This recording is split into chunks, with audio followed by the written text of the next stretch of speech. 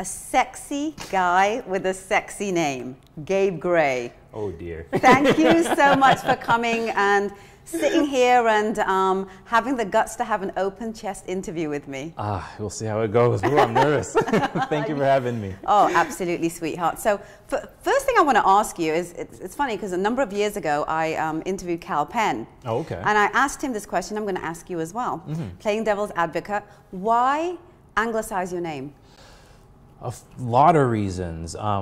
Mostly in the very beginning, when I first started out, there weren't allowed a lot of South Asian actors, and I remember my very first agent was a modeling agent. They wanted to change it. They're like, nope, you don't look like what you are, because their interpretation of what a brown person looked like was very different than apparently what I look like. But brown people look like all sorts of type of people, Exactly, because you're brown, darling.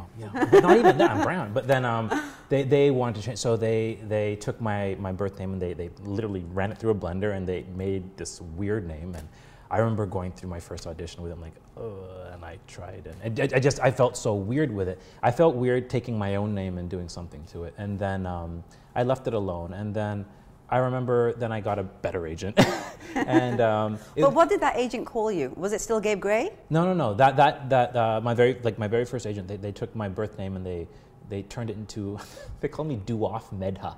Oh my God. I was just like, really? You're better off with your real name. Yeah, it was. I'm like, that just doesn't. That's like, that's your name. And so I just said, yeah, no. And then I just kind of left it alone. And then I remember I'd be going to castings, and they'd be like, "What's your name? Say your name." And you probably had to think for a minute, like, hang on a minute, what was my name again? Well, no, like then I went back to my birth name, Fouad, and now it's just like, oh, Fouad Ahmed, and they're just like, where are you from? And they'd be looking at my headshot, but you don't look like a Pakistani, and I'm just like, oh my God. And so it was a lot of that type of stuff, and I was just like, I'm really tired of people like stumbling over my name every time I walk. I'm really tired of if I'm at a networking event and I'm partying or something, and I have to meet people, and it's loud music, and like, what's your name? F you. Right, I got it. Yeah. And then literally, but even your real name's sexy too, darling. I love my real name. It just didn't. It was weird though. And then I'm like, when I talked to my agent, like, I actually had a kind of a negative experience in a casting office too, which I really won't go into because it. No, go into it. What happened? I don't want to get political, but it was just kind of like, I walked in, it was post 9/11. I have a show called Open Chest, darling. I don't think there's anything more political than that. So just hit me with it. What did they do? What happened? Well, literally, I walked in, it was post 9/11, and the assistant called me in, and they butchered my name as usual. And then the guys were looking at my thing. They looked at me like this, right down. Looked at my name. They looked at me again, through the thing, turned their back to me. And I did my entire audition, and the producer and director were like this. Oh my gosh. Yeah. How did you feel? I felt, it was one of those things where I was so frustrated. I went back to my car. I'm like, what am I doing? Why am I in this industry? What do I want to achieve out of this? And I was so like either I can play the game, or I can just, keep going with how it's going, and no one's, they're saying all these things to me every time I walk in. I'm so tired of not just being respected for what I bring to the room. Right. And so I literally said to my agent, like, I want to change it. I'm so sick and tired. Either that or I'm done. Right. She's like, okay, we'll try it. We'll see what happens. Within a week, I was working. Yeah. Within a week. Same casting office called me in. They forgot who I was, apparently. Oh, Gabe, come on in. Right. And then, and a lot of times people are like, oh, but aren't you selling out and aren't you doing this? I'm like, no, it's the entertainment industry. You are a product. You are, and how you sell your product is like 90% of how you get work. If you're going to categorize yourself in a certain way, then you'll get a certain amount of work. If I try to be open to getting all sorts of work, and it's been working that way. I have to agree with you. I mean, I would never play devil's advocate on this one, because it's really, really difficult to make it in the entertainment business, in the fashion business, in the media business anyway. Yeah. And I think it's a real smart move. I mean, I was having a bit of fun with you at the beginning, because I wanted to kind of get your take on, why would you anglicize your name? Yeah. And clearly, I mean, you need to work. Yeah. And it's not really selling out, because you're not selling out who you are as a talent. I've never ever said that. Like, if someone asks me, where are you from? Like, I'm from Karachi, Pakistan, born. I tell them, like, I'm not going to lie. It's on my IMDb. My birth name is there. Yeah. But it's just easier to just have a different name, and it feels like it's part of me now. So it's been that way for so long now. So your first gig, was 30 Dates. Yeah. Tell me how that came about. I had just moved back from my first move from LA, and I was really flustered and didn't know what was going on. And I saw that I had gotten a few emails from friends saying, "Oh, you know, go audition for this." I'm like, "Okay." And I emailed Fenulla and I told her, you know, like, here's my information. And she's like, "Oh, come in." And then I was really busy because we had a lot of family stuff going on. I'm like, you know, I don't think I can come in. You know, how about, you know, I'd love to maybe work with you in the future. And she's like, you know what, just come in. She just sent me an email like, I really want you to come in. I'm like, okay. And then she gave me this, this audition to prepare, like, you know, do something like you're going on a date. And I'm just like, okay. So I went and found this like horrible sides. And then I did this audition, and I just remember I did it terribly. I forgot my lines halfway through. I remember like it was like kind of creepy, and I kind of looked at Fenulla and the director, Rosanna, like a little creepily, and I remember that they were just kind of like, who is this guy? And I was just like, okay, thanks. And I walked away. I'm never going to see them again. Yeah, yeah. And then like. So what did you do? Like when they said, you know, just, you know, pretend you're on a date. I mean, there's like a million different ways you can do that. Like what did you do? I basically found these audition sites that were talking about like this guy who's really nervous on a date and doesn't know what he's doing, which is me on a date. I'm nervous, I don't know what I'm doing. And, but it just wasn't the right monologue for me. Right. And yeah, I just didn't deliver it properly. And then I just remember I left and I'm like, whatever, okay, I'm never gonna hear from them again. And then how did you feel after that? Because I know that you mentioned, and you've also talked about this in other interviews that I've seen, that, you know, you knew that the 30 Dates audition went really, really bad. I mean, when you walked, you know, actors say this all, you know, all the time. They'll say, you know, I felt good about this one, or, you know, this one just, oh, it was horrible. Yeah. What is that gut feeling? What is it that happens to you when you come out of an audition that makes you feel that, you know, I did a great job, or I really just, I sucked at this one? It's really just a gut feeling. I mean, for example, like 30 Dates, I was just like, I wanted to barf when I left the room. I was like, oh, that was embarrassing. Yeah. I'm like, good thing I'll never see them again. That was what I thought in my head. I'll never see them again. Oh, there'll be something else in the future. Because that's, you can't really dwell on it. I've kind of forced myself to not dwell on the audition unless it's something or I've been going for a long time type of thing. Yeah. Then, for example, but for Lucky 7, the show I just did on ABC, like literally, I did that audition, and I like walked out of the room just like, I kind of looked at the rest of the room and just like, sorry, sorry. Called my agent, like, tell me when you get the offer. I just told him, tell me when you get the offer. Because you knew you nailed it. I just it. knew. Yeah. I just knew. It was one of the things where I just knew. Yeah. But then sometimes you don't even know, because like Bomb Girls, I don't know. I hadn't even memorized my lines. I just wrote them down on a piece of paper. Yeah. How did that audition go? Because I mean, that's like a big TV production, and hugely successful. Well, Bomb Girls, I'd just come back from LA again, and this was like a pretty rough time in LA this time. It wasn't as before, and so I wasn't feeling so confident. I wasn't so sure of myself. I was actually considering, I'm done. Like, I've been doing this for a while now, you know. I put a lot of, the things I wanted to accomplish on hold to pursue this passion. Yeah.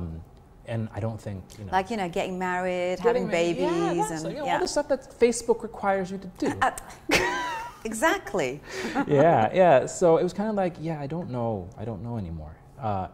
Sometimes where you kind of waver in your passion, like, I don't know if I'm going down the right path anymore. So it was kind of that type of thing. But, I've said in a couple of interviews, but even in the ANOKHI list interview, I said I read that book, The Alchemist, and a lot of it really speaks to me in terms of just literally following your omens and your signs, and you have to be really aware of that stuff, and you know when something good is coming. And I remember when I was in LA previously, before that audition, I was always saying, man, I would see all these pilots come through, these auditions come through for period pieces that never had South Asian characters. Right. And I'd be like, I don't understand. We've been here for so long. Yeah. Why aren't we not represented in historical drama? I don't get it. Older civilization, I think period pieces do fit who we are as a culture, and as storytelling goes. So what happened with you with Bomb Girls then? Literally, I got the sides, and it was a week where I had like 14 auditions, and I was just like, I don't know. I couldn't even memorize my lines. And that never happens. One week where you have like an insane amount of, usually it's spread out. Yeah. But it was one week, and I went boom, and I just kept going to one to the other, from one to the other. And I walked in, and like, you know, room full of brown guys, I'm like, hey, how's it going? Because it's like a reunion, right? Yeah. And then, yeah, it was a 3-line audition, and it was, I don't know if you've seen the dinner scene that I do. That was the audition, when I first meet the family type of thing. Yeah, yeah. And, you know, the first audition, I'm like, okay, cool. I walked out, thought, nah, okay.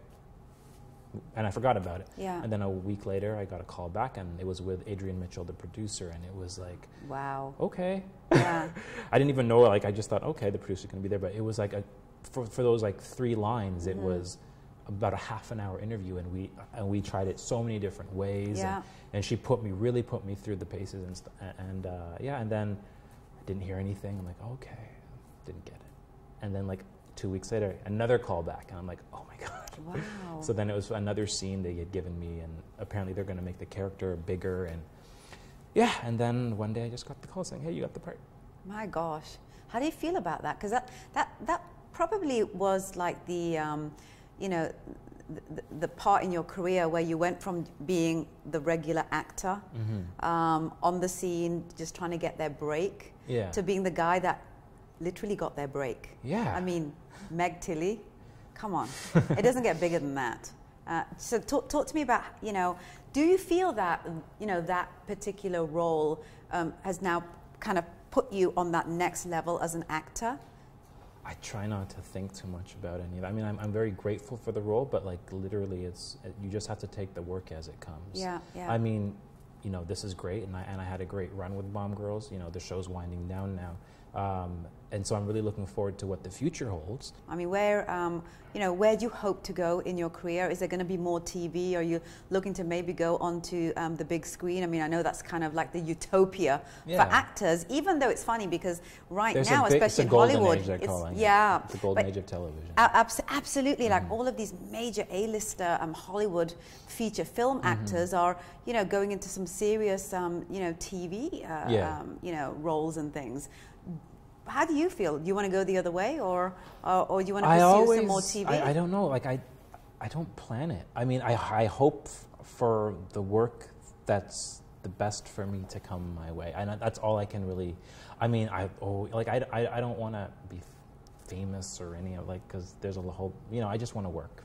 You know, how are your family with this whole thing? Because, you know, clearly you were on, you know, the typical quote unquote South Asian route to how we're supposed to live. You did your degree in biology. Yeah.